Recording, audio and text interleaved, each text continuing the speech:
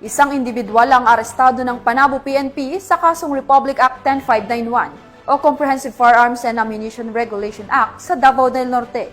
Ang buong detalye ng report mula kay Patrol Woman Reyna Rose Disipulo. Arestado ng isang individual ng Panabo City Police Station ang suspect na si alias Narciso, 38 anyos, residente ng Purok Marang, Barangay Kaganguhan, Panabo City, Davao del Norte. Isang tawag na natanggap ng Panabo PNP ang may-ari ng Dream Spot KTV Bar tungkol sa isang lalaking nag-wild umano habang may hawak na baril sa kanang kamay. Agad namang rumisponde ang mga nagpapatrolya ng lugar at naaresto ang suspect.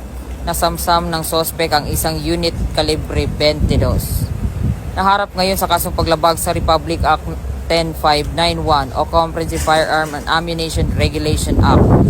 Ang tuloy-tuloy na mga operasyon ng Police Regional Office 11 ay patunay na kanilang walang sawang pagsisikap na isulong ang napapanatiling kaayusan na siyang susi ng mas maunlad na komunidad. Ito sa Police Regional Office 11, ako ang inyong PNN correspondent, Patrol Woman Reyna Rose Disipulo, alagad ng batas, tagataguyod ng balitang pulis.